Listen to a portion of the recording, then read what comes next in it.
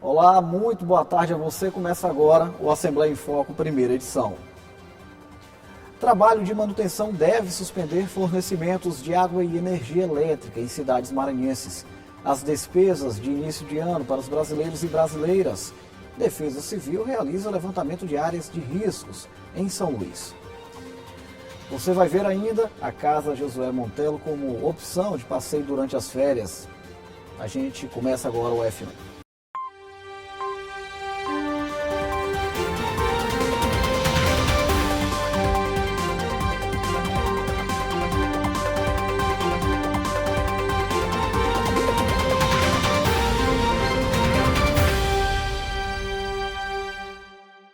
2024 começou e com ele os compromissos com as contas que fazem parte da vida dos brasileiros, todo início de ano.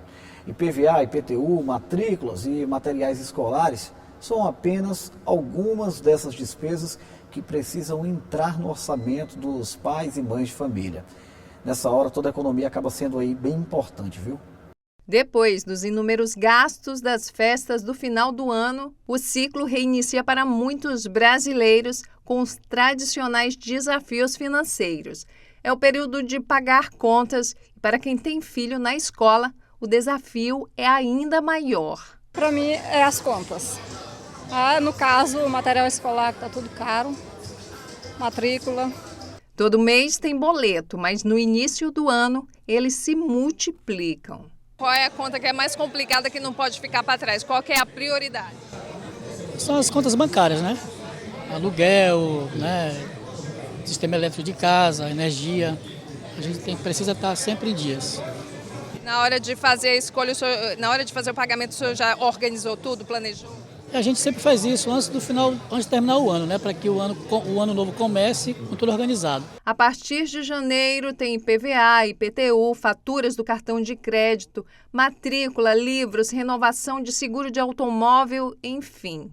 São muitas obrigações no início do ano, mas para dar conta das finanças e deixar os boletos em dia, a dica é se planejar e com muita antecedência. Uma vez não tendo o recurso total no bolso, na carteira, eu preciso sentar na mesa e pensar o seguinte: o que é importante ser pago dentro desse mês?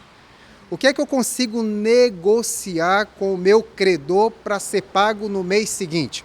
O que eu não posso, como devedor, é deixar apenas com que as coisas aconteçam. Sabe aquela máxima? Deixa a vida me levar? Na área financeira isso não pode acontecer. Outra dica do especialista é negociar as dívidas. A atenção ao valor da parcela é importante para começar 2024 no azul e com o nome limpo. Se eu estou numa situação de endividamento com cartão de crédito, eu preciso planejar para saber como resolver esse problema. E como é que eu resolvo isso? Primeiro, é tentando negociar diretamente com a operadora de cartão de crédito um valor que caiba exatamente dentro do meu bolso. Não adianta negociar aquilo que eu não consigo pagar. Olha, boa notícia, o Parque dos Lençóis Maranhenses já é considerado o segundo parque nacional mais bonito do mundo. O levantamento foi feito pela empresa Bounce, que analisou parques de todo o planeta através de publicações nas redes sociais, pesquisas no Google e avaliações de internautas. O Parque dos Lençóis do Maranhão foi o único do Brasil a integrar esse levantamento e perdeu apenas para o Parque Nacional Kruger, que fica na África do Sul. Então quem tiver de malas prontas para curtir os lençóis maranhenses durante o fim de semana, já pode até tirar aquela onda nas redes sociais, publicando que está no segundo Parque Nacional mais bonito do Brasil. Mais um ponto para a gente aí no setor de turismo. Uma manutenção programada deve gerar suspensão de fornecimentos de água e energia elétrica em algumas cidades maranhenses. A interrupção está prevista para acontecer no próximo domingo. As informações com a repórter Márcia Carvalho. Olá, o alerta é para os ludovicenses e moradores de 17 municípios maranhenses. De acordo com a Eletrobras e com a Equatorial, haverá o desligamento da energia elétrica neste domingo, dia 7 de janeiro, a partir das 5 da manhã, em virtude de obras de ampliação e reforço na subestação Miranda 2, conforme explica o executivo de operações da Equatorial, Ivan Bazan. Confira. Neste domingo, dia 7 de janeiro de 2024, A Eletrobras e Eletronorte, empresa que transmite energia para que a Equatorial distribua energia aos maranhenses, irá realizar uma intervenção em uma de suas unidades. Serão feitos trabalhos de aumento de potência de transformação na subestação Miranda 2, localizada no município de Miranda do Norte. Com essa intervenção, será necessário por parte da Equatorial Maranhão realizar um desligamento para os seus clientes das 5 horas às 10 horas da manhã de domingo. Os clientes que serão atingidos são dos municípios Anajatuba, Arari, Axixá, Bacabeira, Cachoeira Grande, Cajari, Cantanhede, Icatu, Itapecurumirim, Matões do Norte, Miranda do Norte, Morros, Nina Rodrigues, Pirapemas, Presidente Juscelino, Presidente Vargas, Rosário, Santa Rita, Vargem Grande e Vitória do Mearim. Importante reforçar que a ilha de São Luís não será atingida por esse desligamento. Não vai faltar energia na capital maranhense, mas a CAEMA, a Companhia de Saneamento Ambiental do Maranhão, já informou que haverá falta de água em cerca de 50 bairros da capital. Entre eles São Francisco, Ponta do Farol, Conjunto Habitacional Turu, Coab, Sacavém e Bacanga. Portanto, os moradores dessas áreas precisam ficar atentos e se preparar para a falta de abastecimento de água nesse horário, que vai das 5 da manhã até as 10 da manhã. E o serviço retorna gradualmente a partir desse horário, 10 da manhã, conforme também anunciou a Equatorial e a Eletrobras, porque é o momento em que a energia será religada e possivelmente começa o abastecimento de água na capital. Márcia Carvalho para o Assembleia em Foco. A seguir, a Defesa Civil realiza levantamento e aponta dezenas de pontos considerados áreas de riscos em São Luís. A gente volta já.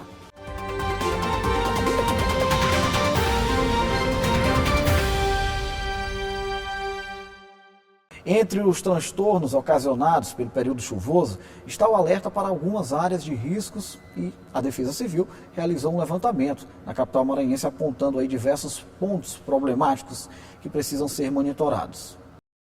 Admiração, encantamento, medo. Estas são as sensações que o Centro Histórico da capital maranhense desperta em quem o visita.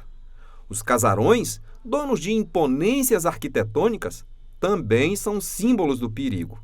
Um levantamento da Defesa Civil apontou que São Luís tem 89 áreas urbanas que apresentam algum tipo de risco. Entre os imóveis que estão localizados nessas regiões estão os casarões do Centro Histórico. Tombados como patrimônio da humanidade, muitos deles enfrentam problemas de infraestrutura. Rua da Palma, 117. Este prédio vem trazendo preocupação para quem mora por perto. A fachada mostra sinais de desgastes e moradores afirmam que a parte interna está toda escorada. O medo do desabamento é constante. A Defesa Civil vem monitorando as construções ameaçadas. Nós estamos intensificando as visitas às áreas de risco, monitorando todos os dias essas áreas.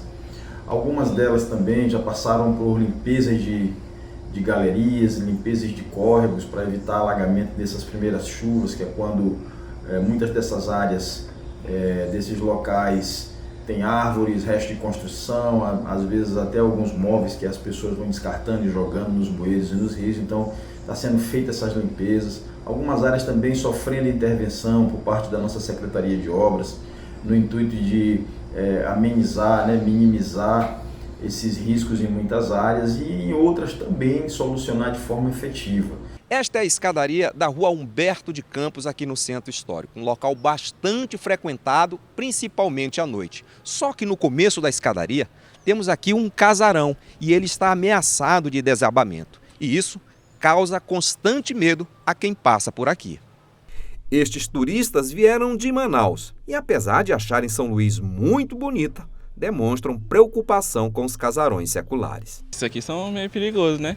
Até que a gente andou por ali para evitar um pouquinho de desabamento. Já esta servidora pública trabalha próximo ao casarão da Rua Humberto de Campos e pede a atenção do poder público. Mesmo os prédios em processo de inventário, é bom se ter um cuidado com a nossa cidade, com o patrimônio histórico-cultural que nós temos riquíssimo, para não deixar ameaçados, porque também a gente observa também a inquietação dos turistas em ver a nossa cidade não tão bela como ela precisa ser. Os casarões são os guardiões da memória da quatrocentona São Luís. Mantê-los de pé é fundamental para a preservação da nossa história. Eu chamo agora a Ananda Fontinelli com as informações sobre a previsão do tempo, as expectativas aí para o clima. Ananda, boa tarde. Oi, Ronald, boa tarde para você. Vamos à previsão do tempo para sexta-feira. E para sexta na capital, a previsão de tempo aberto sem chuva. Os termômetros variam entre 26 e chegam até os 32 graus na máxima. Em Bequimão, região do litoral ocidental maranhense, o clima está quente por lá. A mínima é de 21 e a máxima pode chegar até os 37 graus. O sol deve prevalecer nessa sexta-feira lá na região. Já na cidade de Nova Olinda, para a gente encerrar, a previsão de solzão também nessa sexta, mas com possibilidade de chuva. A mínima é de 21 e a máxima pode chegar até os 33 graus. É isso, bom fim de semana para vocês e a gente volta a se encontrar segunda-feira. Até lá! Obrigado, Ananda. Daqui a pouco a gente volta com uma boa opção de passeio em São Luís que garante conhecimento sobre uma das maiores personalidades da literatura brasileira. Voltamos já.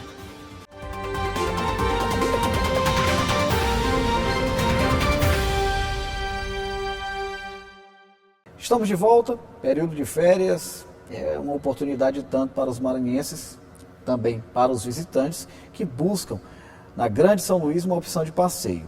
História e literatura fazem parte de uma excelente opção na capital. Eu estou falando da Casa Josué Montello, um museu que abriga artigos e informações sobre o escritor que é considerado uma das maiores personalidades da literatura brasileira.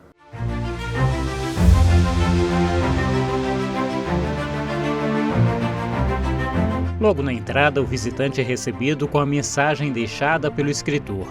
Ao doar esta biblioteca ao Maranhão, nada mais fácil do que colocar ao alcance das novas gerações os livros que me ajudaram a realizar a vocação literária que levei daqui, como o privilégio de ter nascido em São Luís. Livros e vocação que geraram uma produção que impressiona e que levou o maranhense Josué Montello ao reconhecimento em vários países. Na casa que leva o nome do escritor e jornalista, é possível ter uma ideia disso. São mais de 50 mil títulos e publicações bibliográficas, 40 mil documentos e 3 mil peças museológicas. Tudo doado por Josué Montello.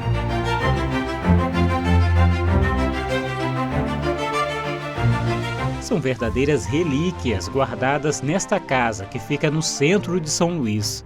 Aqui nesse salão, por exemplo, são realizadas exposições durante o ano inteiro, como essa que fala da relação entre Gonçalves Dias e Josué Montello, inclusive com obras raras, como revistas da época da Academia Brasileira de Letras. São várias publicações que demonstram a relação de admiração, como o programa do primeiro curso na instituição e um livro com 20 histórias curiosas sobre o poeta.